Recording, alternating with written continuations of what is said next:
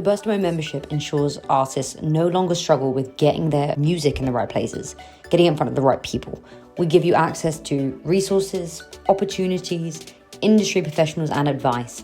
So the only thing that really holds you back is the quality of your music. Welcome back to the Music Industry Podcast. I'm Alex from Burstamo, and this is Maddie, also from Burstamo. And this is the Music Industry Podcast, where we give you access to people and information, opinions that wouldn't ordinarily be accessible from people or independent artists outside of the industry. So if you're looking to grow, progress in the music industry, then this is the podcast for you. So we talk about things like Spotify, the news, TikTok, a lot of TikTok. That. So sit back, relax, and I hope you enjoy the episode. You know what we've seen more recently though? So like we were so heavily behind TikTok, but we're seeing artists that have like 20, 100,000 followers and they just can't get the streams. So there's not that correlation between like followers on TikTok and streams on Spotify, Apple Music, wherever. What, like musicians? Getting them off the platform, getting the users off the platform is so difficult. And like we do our best to give people advice for it. But at the end of the day, if people don't want to move across, they don't want to move across. It's very different to some other platforms where it's a lot easier. Like you can swipe up on an Instagram story and click through. I mean, the virality on like doing well on TikTok, that's always the assumption that therefore it's going to translate to streaming, and it is just the parity there is never quite 100%. I don't think. But we've tended to find that once something starts playing on TikTok, the first place it moves to is YouTube. Yeah, because you get TikTokers putting like, you know, bunches of their videos on YouTube, so slightly more longer form. So then Content ID picks it up. So that's when we tend to sort of notice that something's going on. Oh, I see. Okay. Because you get a surge on YouTube, and then from there you then get a bunch of people have like what's viral on TikTok playlists on Spotify and on other DSPs. So you get this sort of TikTok first, YouTube second, other stores slightly later. Yeah, it's also easier for the DSP editors to get behind something if they're seeing it's blowing up on another platform. Yeah, I mean, I'm sure we all know that, you know, Spotify, for example, use algorithms. Well, those algorithms are not just internal. They're looking outside of Spotify for what's viral and what's kicking off. So not only have you got some humans, I guess, looking at what's going on, but you've also got bots spotting what's, you know, I guess they've got viral charts for every territory, haven't they? Yeah. That's got to be pulling in from somewhere, hasn't it? It's just being able to replicate that success. Like we've even worked with artists that get playlisted immediately after stuff's gone viral, and then we'll look back at them like a year later and they're struggling with their other releases because they haven't gone viral on TikTok. It's kind of like keeping that audience there. It's so difficult. Yeah, you see that a lot. Like someone have a massive moment on TikTok and then you're looking on Spotify and they're like 90, 100 million streams. And they're like, right, payday. Sometimes a major might be involved.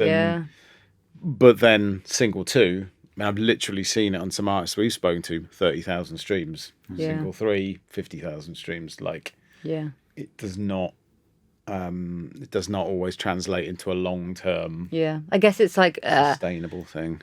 The risk isn't as much for a major to sign them though, because if it's succeeded once they hope that it's going to succeed again and again and again, whereas an artist that hasn't gone viral yet, they've got to test it with the audiences. They've got to see if the market actually likes it, whereas if it's gone viral they can just sign it and hope for the best. There's quite, like, tracks seem to perform well for quite a long period of time, so I think if a major or anyone else can get on a track that's blowing, if you can get in there fairly early, you can probably get a good deal because the artist is like, oh, this is great, you know. But also, you can then sign one track. Do you know what I mean? You can go, well, we'll have an option on the other ones if that's okay. But here's, you know, 10 grand or 100 grand or whatever it might be. You know, that artist is like, whoa, is this what it's going to be like from now on? But of course, track 2, track 3 sometimes does well, but regularly doesn't. You know. What are the telltale signs then that an artist is going to do well after that one explosive TikTok? I knew that. I'd be driving around in my Mercedes, looking at the visa people. Well, I mean, we normally say you have to just keep creating content on your TikTok and build that profile while and link it to people are you. visiting. I think because like so many tracks are viral, but you don't know the artist. That's the key. I think It's for me, so it's like difficult. building your own, like building the fan base, getting those core fans in. I think is the key thing. Not necessarily having the secret ingredient for that, but like focus. That viral thing's only going to last however long. Focus on building that audience. Yeah, because you can use like a distributor like you guys. You can have a label behind you, and they can get you in all the right places. Like you can be on every editorial. You can be played on the radio and things, but then if it doesn't link back to you as an artist and people caring about you, I think that's where some artists are struggling, because like you can get them on every editorial that's on there that's fitting to their sound, but doesn't mean that people actually care about them. Yeah, I mean that's just a rule in general, I think. And I think stores are also, they're looking at the organic consumption, right? So you want to be, as much as the editorial share is going to be there, they're looking for those active streams, and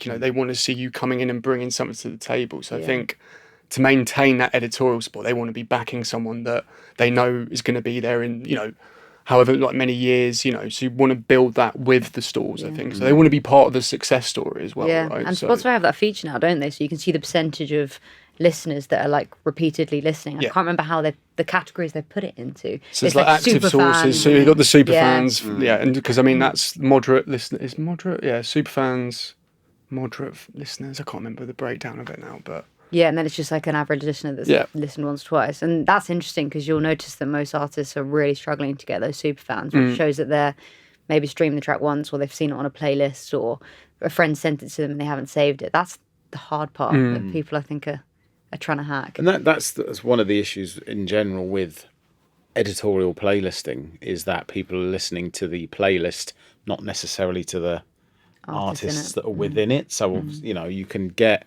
if you're getting a good playlist, obviously you will pick up a surge in followers, and your monthly listeners will go up.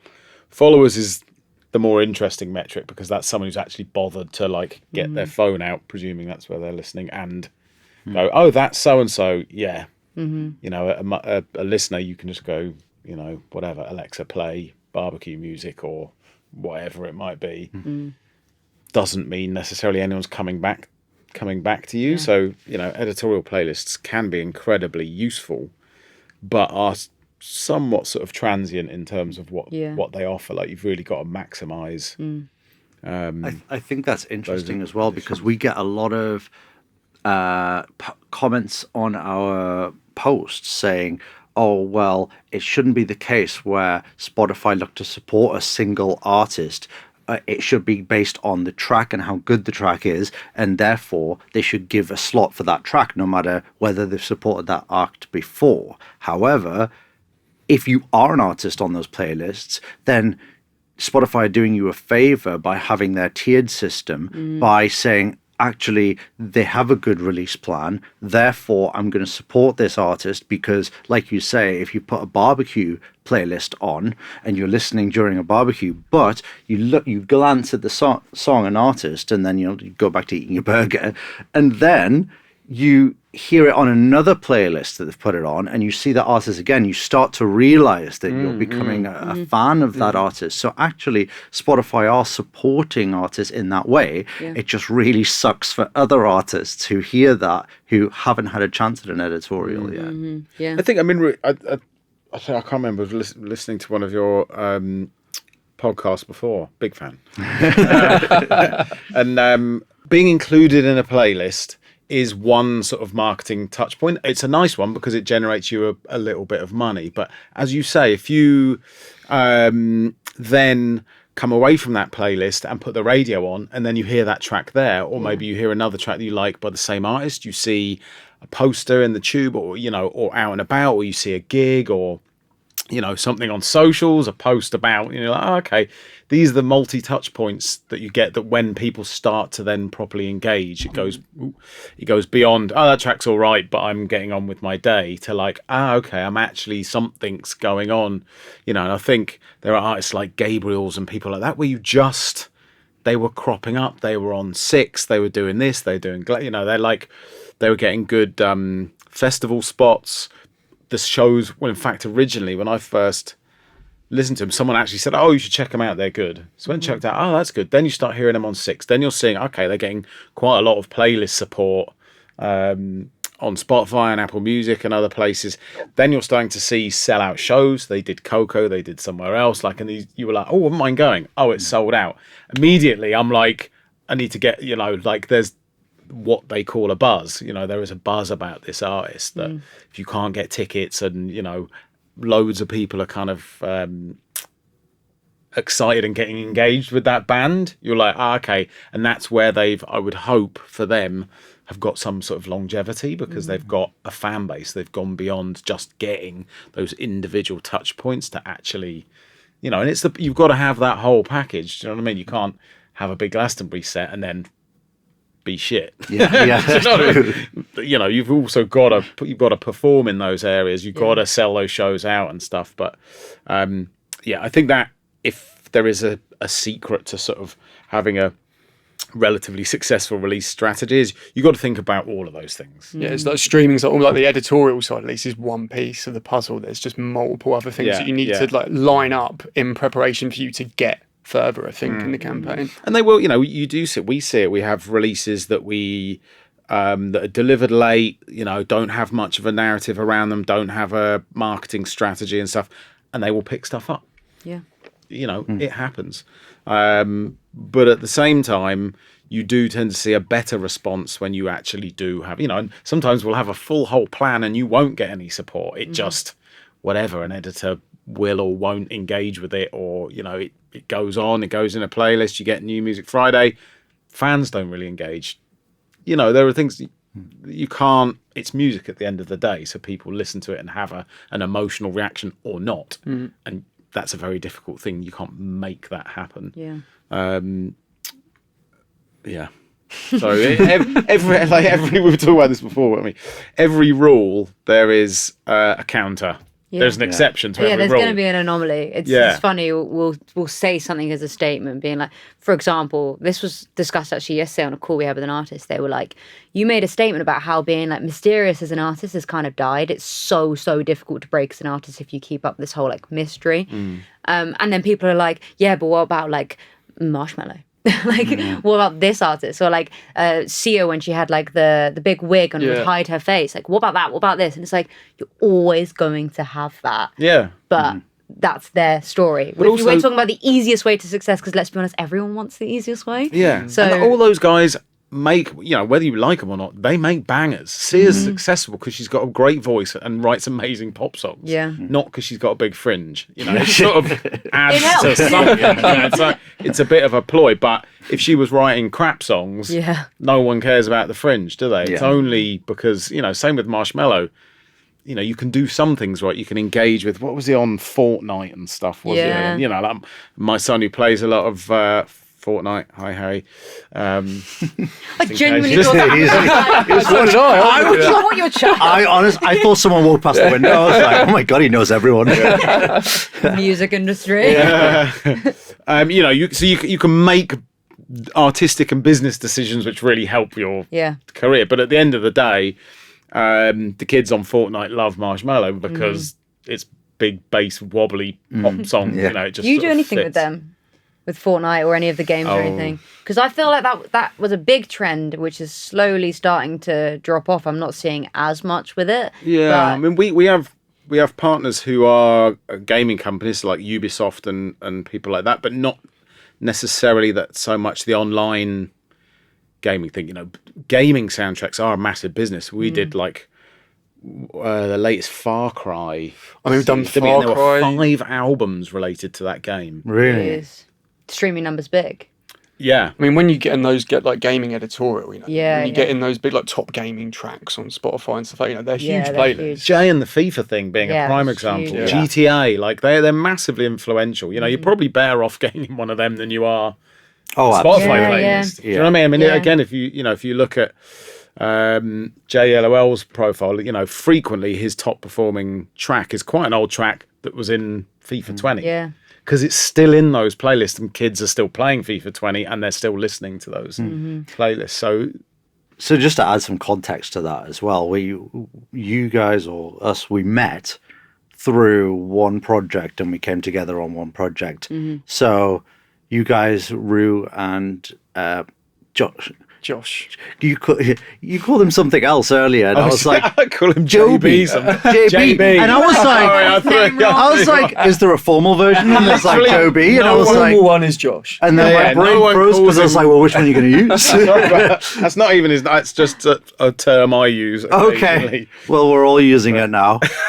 It works. And you guys are from Idle, who is a distributor based in France. Is that right? We're headquartered in France. Headquartered in Josh and I both work in the London office. Mm-hmm. So we're headquartered in Paris, but we have offices now in London, Berlin, Johannesburg, Los Angeles, New York, and Nashville. Mm-hmm. So we're sort of international footprint. But yes, we met on a project by an artist called JLOL.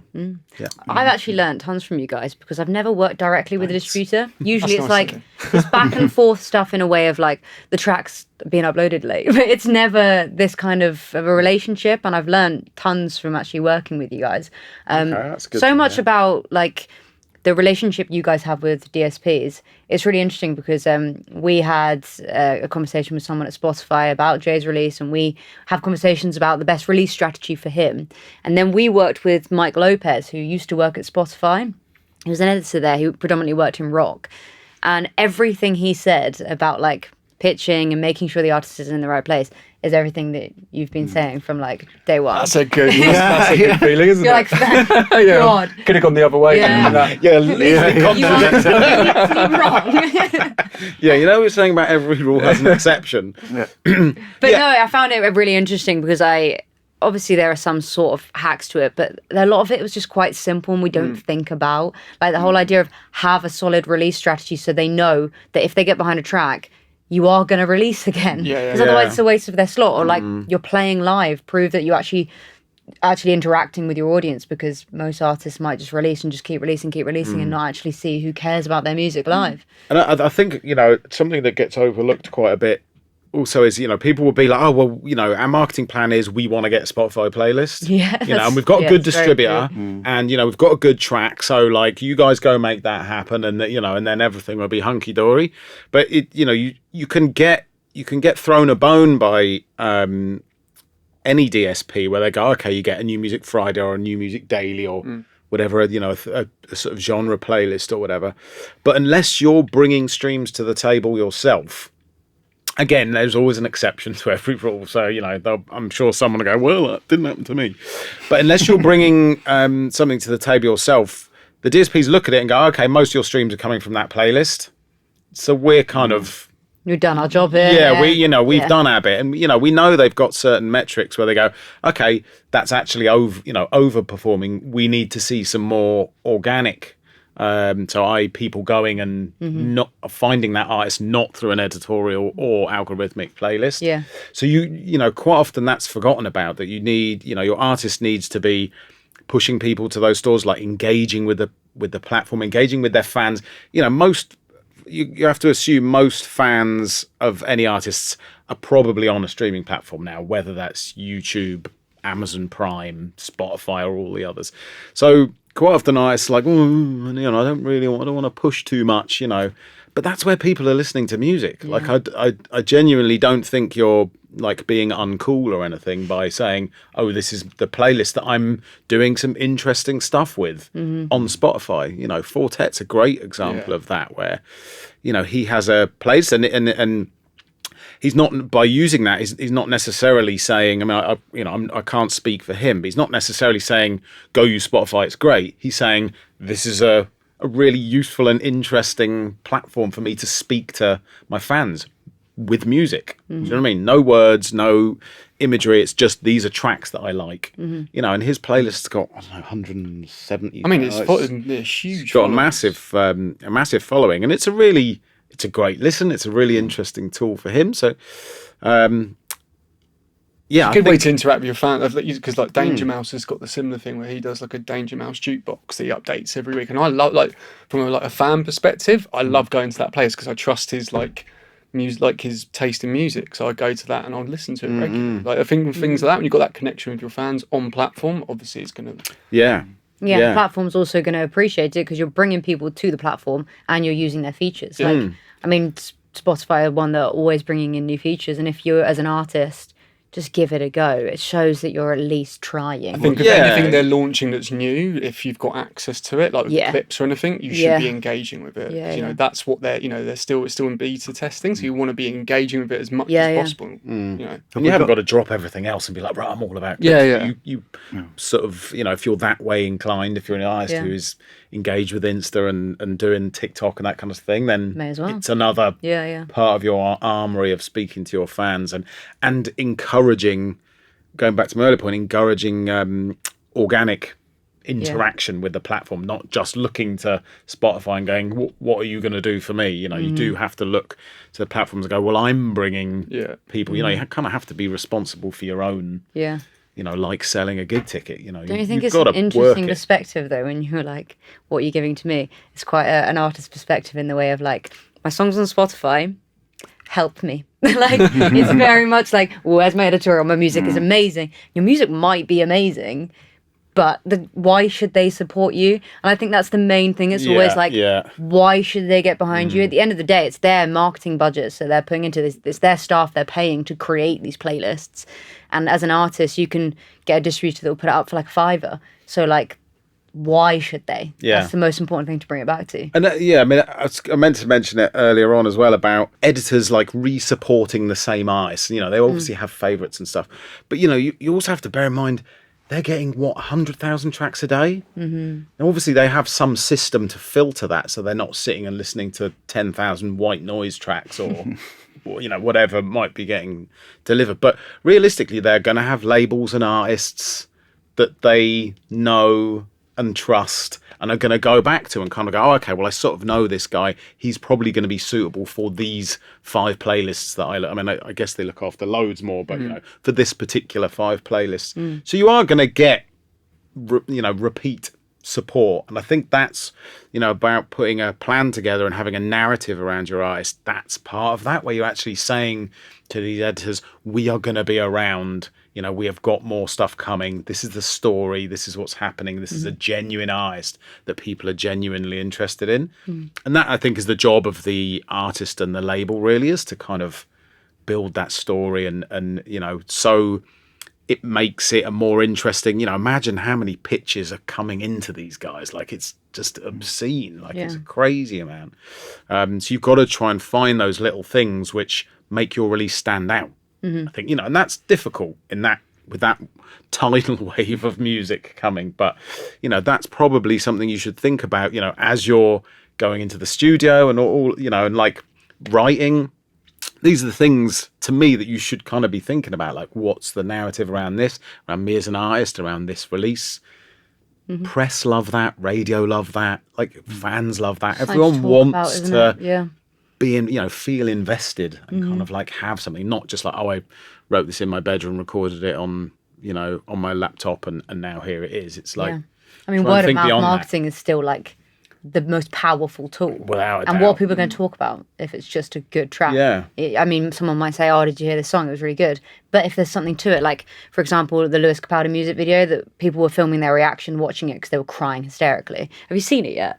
I mistakenly watched it in the gym. Like, awful decision. Where? On TikTok or on no, it was like screens? they have TVs up playing just like music videos constantly. And they decided that the Lewis Capaldi music video was a good one to put up. And I was just sat there. I was like, oh, I haven't watched this yet. So I'm just sat watching it. I'm just tearing up. It's like, it's amazing. It's so well done. But it's another example of like, he told that story through the music video. You can do it through social media. You can do it through whatever. But that was shared virally across TikTok because there was a narrative there, and it was Olivia interesting. Rodrigo as well, actually, the driver license one. Yeah, that was a good one. Yeah, I don't even know if that was like a media stunt as well. The whole idea of like her talking about her ex-boyfriend, then he did a song as a response. Like, that was probably a huge PR stunt, but it got people talking. And for people that don't know that story, it kind of came across as if she blew up out of nowhere. Whereas, like you said earlier, you have publicity everywhere, you're seen everywhere, and suddenly it all comes together. I think the Lewis Capaldi thing is a good example. Like, you know, he comes across as authentic. I feel like people see through people that aren't, you know, if they're not being genuine. He's got something about him that people just connect with. He seems like a normal person. Bloke next door. But, you know, like, you know, people relate to that. And I think that's the key thing that I think just being authentic in your marketing, and don't do things that make you feel uncomfortable. If you're not a fan of doing loads of like direct messaging, like on IG, or like, you know, being active like that, then maybe it's not for you. Think of another strategy. Yeah. And like there's so many social media platforms now that you can be like that. Like people have Discord and they put all their fans into it. Like you're not having to do a full-on vlog to do that. You can just chat with them, even if it's like 10 people, because again, word of mouth means that they're going to tell their friend and they all get involved. And that's the beauty of having all of these platforms at your disposal for free as well. And you know, look out, once you've got those 10 people, look after them. Yeah. Because they'll quickly become Yeah, it's 100. easy to forget them as well, isn't it, when you're looking for the next lot? Yeah. So kind of make, you know, you got to break new ground, I guess, but also look after your fans, you know, because they're the most important, you know, artist and fan. That relationship should trump everything else, you know, and that's one of our responsibilities, I think, and a label's responsibility is to try and amplify that relationship and not get in the way of it. Yeah. You know what I mean? Like kind of give an artist guidance of like, this is how you can get that same message to more people, or this is how you've got a message, we need to get people in, you know, to hear that. You know, that I think is our job. You know, our job is to get that message across to stores on a very basic level.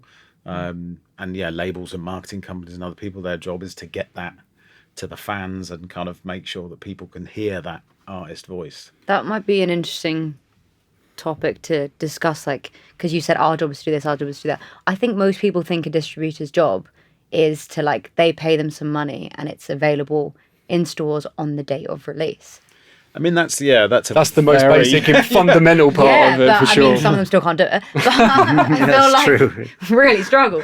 But I feel like most people don't know that a distributor does more than that, because they're working with the basic ones where they are just paying for that. So what do you do that's adding to that? What do you do? What do we do? You also said as a label or a distributor as well before, and it's like I said, seems to be a lot of like merging and crossover, of the two. Yeah, I mean, you know, you just have to look at, you know, there's so many more like label service, artist service, companies, deals. You know, as an artist, it's very exciting because you've got a lot more. To coin a phrase I don't like particularly, routes to market. Do you know what I mean? Like you don't have to now just find a label, hope they'll invest in you. They have a distribution network and you sort of piggyback on that. Now there's a whole bunch of ways.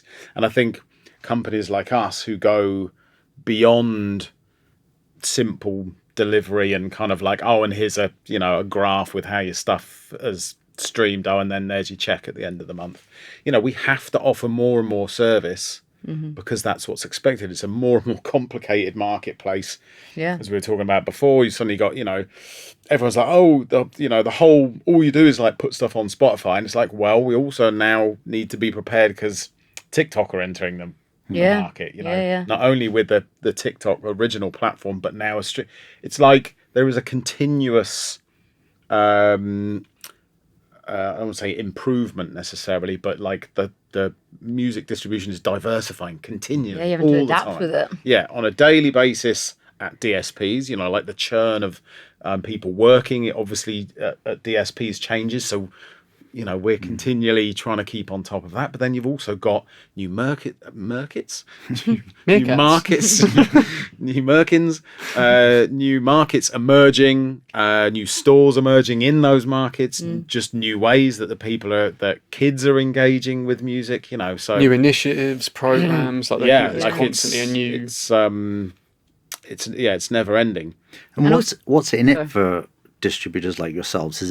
Do you take a fee from the artist, a percentage, or how is it? It depends. So you've got some who, as you were saying, will just put your stuff on the store for and you pay them like a flat. I think you pay like a monthly, or you pay a one-off to deliver it, or something along those lines. I've not used one of those services myself.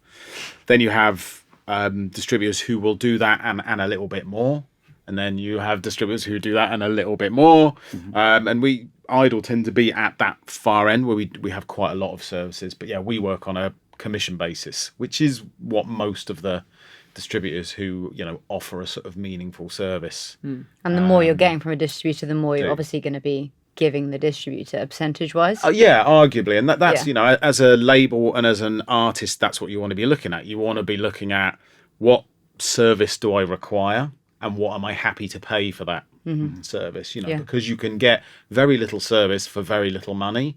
And for some people, that's the right way to do it. If you can do all of this stuff that we're talking about yourself, then you don't need to pay someone else to do it.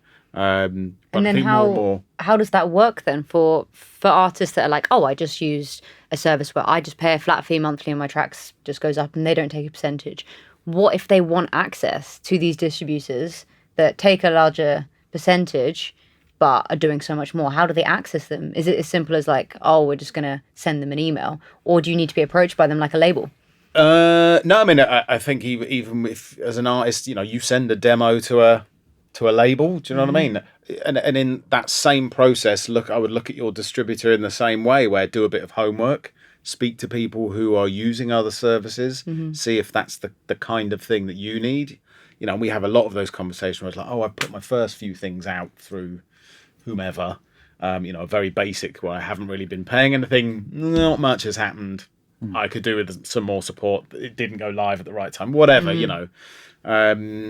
I now need some support. So we get both artists and labels coming to us saying, we've heard good things, we would like to have a discussion. And then we also do a lot of outreach to labels where we're like, we like what you're doing, let's have a chat, Yeah.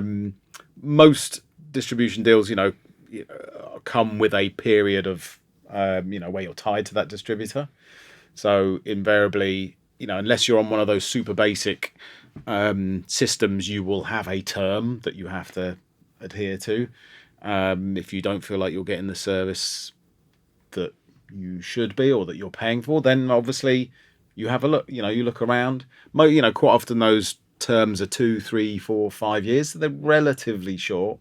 Again, that's something for you to negotiate over. If you're not quite sure, you probably wanted to try and keep the term. And I'm sure you want someone that works with similar artists yourself, because like you said, the editors at Spotify, Amazon, Deezer, they're changing so often, but they're also working on a genre. And if you specialize in a genre, you don't want to, say you specialize in like rap, you don't want to be having a pop artist come on board and you actually have no contacts for them. Yeah, I mean, there is that. I mean, there are some distributors who are like genre specific, and obviously that, if you're a really genre specific label or artist, then that could work. I mean, we tend to, we like to sign a broad range of music. We have anything from choral music to grime and drum and bass to electronica to folk to indie to psych. That's part of the joy of the job, isn't it? Like, if there's something that comes in, you're like, okay, we don't have anything like this. You do your homework. The principles are largely the same in terms of, how you work that release and how you work with that artist and how you present it to a DSP. Is there a minimum amount for an artist you're looking at for like number of streams or number of Instagram followers, or is it just a case of I love this track? It's on a case by case basis. Yeah, I mean, it's very difficult if an artist comes to us and says, I've got 3 monthly listeners, but this one track is gonna be a hit. Chances are that might be difficult. It might be difficult to achieve. So we kind of have some parameters, but really, if we love the music, that's the first hurdle. We have a quite a sort of firm selection A&R policy, effectively, where even if a label is doing quite well, but we don't like the music or don't understand the music, sometimes we will say no. And then other times it will be something where you're like, well, the numbers don't really stack up, but like, listen to the album, it's amazing. And I guess if you get on it before that as well, then that would be great for your percentage, because it will grow through you. I mean, that's what we sort of pride ourselves, I think, in the UK particularly. We want to grow with our labels, right? That's a core part of our ethos, I think. Yeah. And then thankfully that happens a lot. You want to sign a label who is, knows what they're doing, has a regular release schedule. We can't work if there are no releases. There's nothing for us to sort of get involved with. So we want that regular release schedule. But we want to grow. That's the point. That's the point of Idol anyway, is that we sign stuff and we help them get to that next level by putting in the extra work. Sometimes that happens. Sometimes it happens in month one. Do you know what I mean? There's a few things you can change, a few things in the back end of YouTube, and that kind of thing, and you can see an almost immediate return. Other times it takes much longer. It's very difficult to predict. I wish I could. What do you mean by sign a label? Like when you sign a label, you collaborate with it. Yeah, so we would sign an exclusive distribution deal with a label with all of their artists. Yeah. So we kind of have you have the artist deals where you would sign an artist either everything they put out for the next 2 or 3 years or a particular album project or whatever it might be.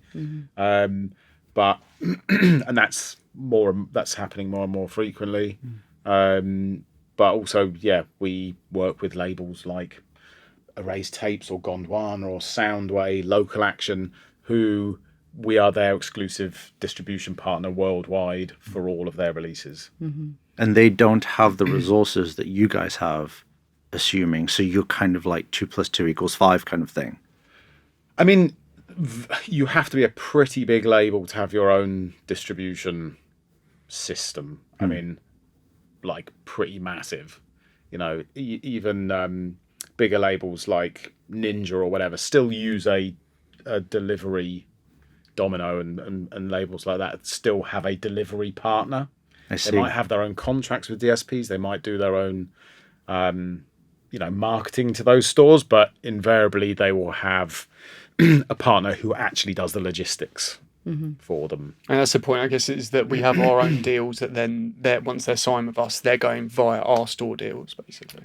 See. Yeah. And then we add, and we add all the value that we add, and thankfully the percentages that we charge are very reasonable, and it's very good value for money. That as a label, as an artist, that's what you want to be looking at. You don't want to be like, oh well, someone offered me X%, but I'm paying Y%. I should definitely go for the cheaper deal, because it's like, well, are you happy with the service you're getting for what you're paying? If you are, then you've got value for money. It's like the indie versus major label deal kind of argument that we hear all the time. Yeah, it depends what you want. A major can give you a load of money and does have a big network of offices around the world and stuff. If that's something that you feel you need, then that's a conversation for you to have. But that's not the case, And also you have to accept that you're going to be earning a much smaller percentage than if you work with an indie label, probably, or direct with a distributor.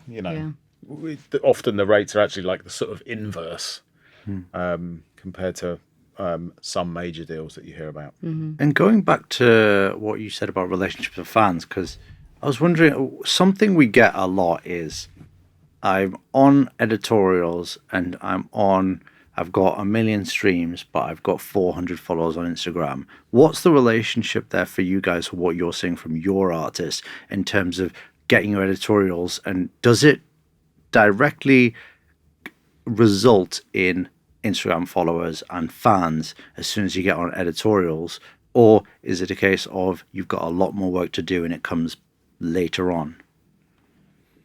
The latter, I would say. Yeah, I think so. we talk quite a bit about lean in and lean back. Well, the industry does lean in, lean back playlists. You have some like that are more sort of genre specific, where you've probably got a more engaged fan base, who are into drill or drum and bass or whatever, classical, and there might be playlists where people are actively go to those playlists to find artists and engage. But then you've got lean back playlists, which would be gym, drill gym playlists, or drum and bass, where basically people are doing some other task and they sort of want something in the background. So that can have an effect on how engaged listeners are. But this goes back to what we were saying before, doesn't it, about just making sure you are engaging with that fan base. If all you're doing is trying to hit those Spotify playlists or any other DSP playlists, I don't think that's a route to having a long longevity. I don't think sustainable career. It's also because not even about how much they pay, because even if they paid like a little bit better, still isn't sustainable. You can't make your whole living off of just that unless and it can all go make away. a ridiculous amount. Yeah. If you've got a die-hard fan, big spike down. They're around. They're around even for your difficult second and third album or whatever. They'll come back for the fourth one. Do you know what I mean? Because they're in. They've seen you live. They've got the T-shirt. They're a fan. If all your money and sort of fan base are just coming from lean back editorial Spotify playlists, you will slip off that playlist at some stage. That editor will move on. Something will happen. Well, I probably see it with electro artists so much more. We'll get electronic artists come to us all the time being like, I have no social media audience, like there's nothing here. And they'll be on so many editorials, but that's the issue. Like they've been placed on those lean black playlists, like you said, because it's more fitting to those. And they'll get so many streams that they think they have an audience. And there's a difference between a listener and a fan. Such a difference. Yeah. I mean, you can see it even, it's almost telling that we see a lot, I think, that like huge monthly listeners, but look at their followers and it's like there's no comparison between the two. And you can just see that's all coming from those lean back playlists, but no one's actually interested in who they are as artists. No one's looked at the artist. I mean, that's where things like clips, which is that the short form video sort of opportunity that Spotify have. It's like, if you're an artist who's probably got a big load of monthly listeners but really small followers, get on that. Try that. That's not a guarantee, but it's like, well, people are listening to your music, however engaged they are on that platform. Like, put some personality in there. Try and then if they're following you or engaging with you on clips, they're probably more likely to go look for you on TikTok or whatever. And again, try and do something that's, if not unique, at least interesting. Do you know what I mean? If all you're doing is like, my track's on New and Electronic or whatever, it's like, yeah, I can see that. Find some other sort of angle, like, I'm doing this gig. Oh, this is how I wrote this track. Oh, I met the vocalist on this track at a gig for someone else, like something that's just that bit more, think about what you like to see on those platforms and do that. And I don't think artists always think in that way. They're kind of like, oh, how can I market myself? It's like with the Lewis Capaldi example, he is not marketing himself. I mean, maybe he is now. I don't know. Now he's got some massive. But as you were saying, it was genuine. It was funny. It was interesting. You felt like you were getting access to him without filter. The Spotify follow one's interesting because I always say to artists, like, the end user's not really benefiting that much from following you. Like, if they are listening to your music a lot, it most likely will come up on their release radar. Obviously, it's going to if they follow, but the chances of it are still quite high if they stream you all the time. And artists are quite obsessive with it because it's that guarantee, and it helps with things like that. But the consistent release strategy and like using clips and things like that is definitely a good tip because I mean, not every artist can use clips yet, but hopefully if they keep it, that could be a really good tip for people. Just like the consistent releasing, because they always want to make sure they get it, but using something like clips means that they're definitely going to follow because they don't want to miss something like that. Yeah, just look around, see what's available to you. Look at your own profile, like what's unusual about me. What have I got to say that's slightly different from the guy who's in the playlist beneath me? I mean, the other thing is look what other people are doing. Copy, beg, borrow, steal. Do you know what I mean? Like, oh, that's quite funny. I'll do some of that. I think there's lots of inspiration out there. For us, it's difficult, and obviously, I think labels and artists get a little fed up with being go be awesome on TikTok. Like, that'll do it. That's not for everyone. There's always a new thing as well. You can't. Yeah. It all. So and you can't. I think do you have to everything. find what works for you, right? Because ultimately, if you've got to be posting consistently, it needs to work for the artist, doesn't it? 'Cause you can't just be saying, "Oh, you've got to be doing this. You've got to be doing that." There's so many things now. You're like, stick to what you like or know and what you're good at, and focus on that thing. Yeah. And tell a story. I think that's so important to get people to come back. Kind of think about it. Go, right, what's going to be the narrative around this release, starting from this day, finishing on that day, and that might be a 12-month arc, and think of it like a soap opera or something. Like, like, why are people going to keep coming back to me? Mm-hmm. And one great thing you can actually do is pay fan accounts of artists who are already on those playlists. So say you are on a big playlist and they're well established, have fan accounts, and you've just entered those playlists. Those people who run those fan accounts aren't making any money from them. So they will very easily share your content, your track, your reels, your TikTok. It's an amazing way just to start to engage their audiences. Like sort of tribute accounts on social. Yeah, so that's fans a good of tip. this is a fan account of say 1975. Then, and you've just started to enter that realm of sharing playlists with them. You can do an influencer marketing campaign with fan accounts, and you know that they will love that type of music. You know they're streaming those playlists, and therefore it starts to engage the audience more. I love influence marketing like that. I feel like influence marketing is basically dead in the way of how it used to be. Like, oh, I'm going to pay this TikToker to do a dance routine, because it just doesn't work like that anymore. But when it's something that's a little bit more, looks a bit more authentic, like you can just pay an influencer that likes similar style of music to come to your gig. Just like pay them to come, and they'll just capture content. If you're a good musician, they're probably gonna have a great night anyway, and like they're gonna become a new fan. But things like that, like I saw it probably about 6 years ago now. It was ages ago. YouTuber Zoella went to a concert, and I was surprised at the concert she went to. I can't remember for the life of me who the artist was now. And she documented it like crazy, and I just immediately just knew, and I read the description, it was an ad. I was like, that is a clever way of doing things. The old influencer marketing of just like give someone your track and get them to do a video to it, or put it in your Instagram story. Like, I think it's dead. I don't see it as beneficial. We stopped doing it. Yeah, it's just a waste of money. Yeah, it wasn't translating to streams of followers in the end. Yeah, and there's also so many TikTokers that have followers but don't get views anymore, because the follower count doesn't really matter. No, but I like that idea. That's a good one. Do you know what? I can't take credit for it. Do you know whose idea that was? I was so that was your mate. You should have taken it. Yeah, I know, but I can't because I know he'll be listening. It was Fletch. McFly manager. So he was on our podcast. He was McFly manager and also Busted. Yeah, he was on our podcast, and it wasn't on the podcast. He said it. It was just something that he always had crazy ideas. Like that, he had good ideas. That's probably why the band worked anyway. So yeah, that's where I remember that idea from. It was a good one. Yeah. I mean, it's the same sort of principle as like looking at lookalike marketing on Facebook and stuff, isn't it? It's like, who do you like? Who's similar? Who's in that same space?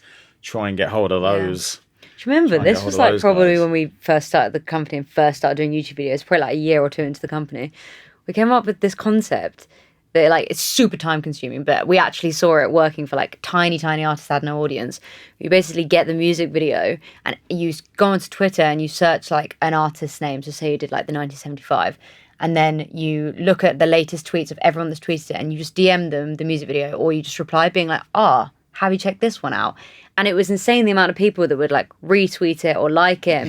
Because if the music's good and it's similar to an artist they like, I mean, it's took so long, but it was a tip for artists that just like wanted to sit there in their evenings and just get one fan at a time, which is still like ended up being 10 times more than they would have got if they just like ran an awful Facebook ad. But I liked that idea, and I still think artists can do that now. Another stupid one we did was we came up with the idea, and a time-consuming one was go to a Spotify editors, find them on Instagram, go to who they are following, and then find like people with like 100 followers or whatever, and then pay them to share an artist's content or a track or something like that. So the editors like got to find some new tracks for New Music Friday, and then they're on Instagram and they're like, what's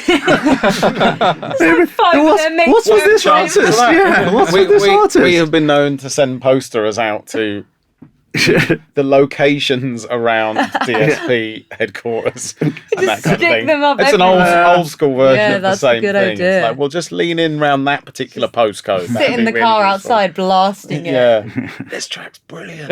I mean, do your homework, I think, is the thing, isn't it? Like with all of these things, if you leave everything to chance, the chances are not much will happen. So do your homework, get the right partners, get the right label, get the right distributor, right marketing company, and then do something that fits what you're doing. You know, if you just try and copy someone, I think that's very true. Actually, very exciting. People look for the hacks first. Do you want more water and pass it around? people look for the hacks first and instead of what works for them. So we get a lot of questions. Sorry, it's going to sound like you're like It peeing is halfway peeing, through this yeah, if someone's listening through audio. So they ask like, oh, is TikTok, should I still be on TikTok, etc.? Or should I be on Reels? Is that better for me? And really, it's just a case of like, what is working for you, your music, your content, etc., is much better than trying to find like the next hack, because it almost naturally occurs. It's like the whole Lewis Capaldi thing. Like, he decided that he just wanted to upload Instagram stories and tell a story through that. Then suddenly that was the way to market. It's always going to be that sort of thing. Or then there was like Old Town Road, and suddenly that's the way you market. You're waiting for the next thing constantly, when if you actually try kind of a little bit of everything, you never know. Like Spotify clips, you might find that there's an artist that actually ends up breaking just from doing that. You never know. Yeah. You do never know. And I don't think, there's so many things you can do now that you would drive yourself insane doing them all. Yeah. Do you know what I mean? You have like... It's not sustainable, is it? Yeah, it's just like you're going to burn out and no, that's not helpful for anyone. So it's find the things that you find the most engaging with. It might just be that the app you prefer. Do you know what I mean? Like if it's something that works for you. And I think I'm sure you guys would say the same thing. It's consistency. Don't like go and do 10 posts in 3 days and then nothing for 2 months. It's like you've got to. I think that's what goes back to that point before of kind of like what's your narrative for the next 12 months. It's kind of like you also have to go, right, well, I am gonna post once a week. I kind of see it once like a day, whatever, like, and try and stick to it. Like going to the gym is the same. As like, I have no idea.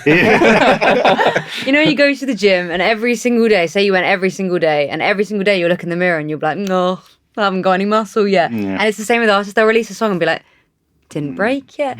Over and over. But if you go to the gym every day for the next 5 years, you're going to look great. But they're always looking for the steroids or it's the hack, isn't it? Like, what's or the next next like pill that you can take, which is going to work. help you gain that to gain that muscle. Yeah, and if you look back in 12 months' time, you'd be like, wow.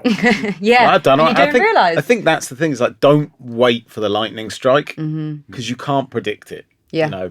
By its very nature, it may or may not happen. And if you're just sat waiting for it, chances are you're going to be disappointed after 12 months time. If you're grafting, if you're like, well, every week I'm waiting for that to happen, but I'm going to put the graft in and I'm going to be telling these stories and doing the writing, doing the legwork and engaging on socials and DMing fans and, all of that kind of stuff. After 12 months, you're probably going to be quite happy, even if, you haven't had that moment. I think that's a strong point to leave it on then. And everyone listening and watching can get inspired and go and work hard. Yeah, go work hard. Yeah.